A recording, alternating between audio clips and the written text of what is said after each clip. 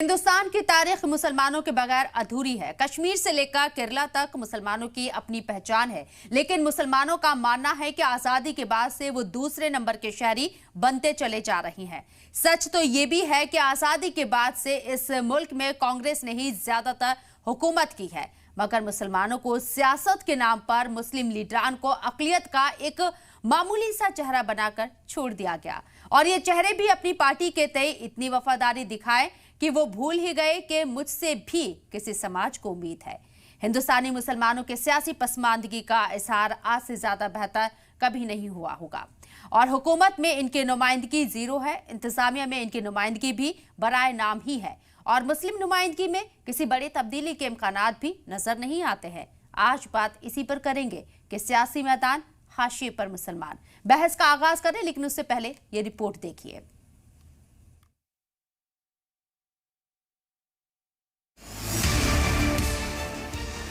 हिंदुस्तान में लोकसभा 2024 के इलेक्शन के लिए इंतखाबी सरगर्मियां तेज हो गई है।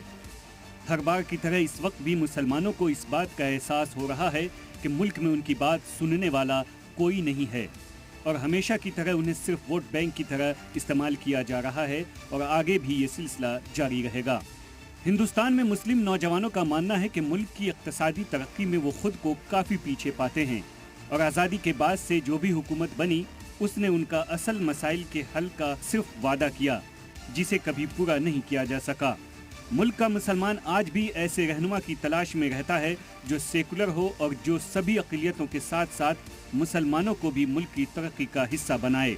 हिंदुस्तान में कई सरकर्दा मुस्लिम तंजीमें भी हैं जिन्होंने तारीखी तौर पर मुल्क की सियासत में अहम किरदार अदा किया है, लेकिन आज़ादी के बाद जो सियासी क़यादत का बहरान पैदा हुआ था वो आज भी दिख रहा है। आज़ादी के बाद से अब तक कई मुस्लिम सियासी पार्टियां भी वजूद में आई, लेकिन वो वक्त से पहले ही दम तोड़ चुकी। मौजूदा वक्त में पूरे हिंदुस्तान में असदुद्दीन ओवैसी की सियासी पार्टी ऑल इंडिया मजलिस-ए-इत्तेहादुल मुस्लिमीन काफी एक्टिव नजर तो आती है, मगर इस पार्टी पर भी बीजेपी की बी टीम का इल्जाम लगातार लगता रहा है।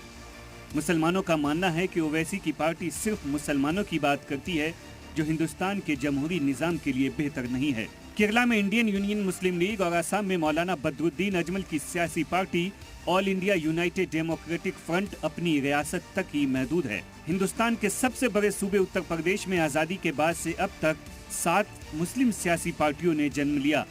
जिसमें डॉक्टर अब्दुल जलील फरीदी की मुस्लिम मजलिस पार्टी, इंडियन यूनियन मुस्लिम लीग, डॉक्टर मसूद की नेशनल लोकतांत्रिक पार्टी, दिल्ली जामा मस्जिद के इमाम सैयद अहमद बुखारी की UP United Democratic Front, doctor Ayub की peace party, all India Majlis-e-Ittehadul Muslimeen और मौलाना आमिर रशादी की राष्ट्रीय उलमा काउंसिल ने भी किस्मत आजमाई,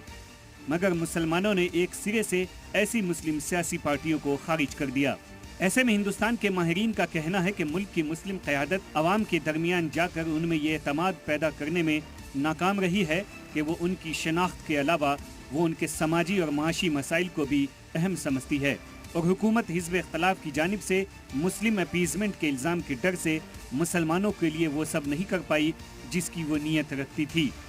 दिल्ली से जी मीडिया के लिए नदीम अहमद की रिपोर्ट। तो जब जब चुनाव आता है, लेकिन जब चुनाव आता है मुसलमानों को लेकर खबरें तो बहुत आती हैं, अखबारों की जीनत भी बनती हैं मुसलमान, लेकिन क्या सियासी तौर पर वो इतने मजबूत हो पाए हैं, या आज़ादी के बाद से आज तक वो ये जद्दोजहद कर रही हैं?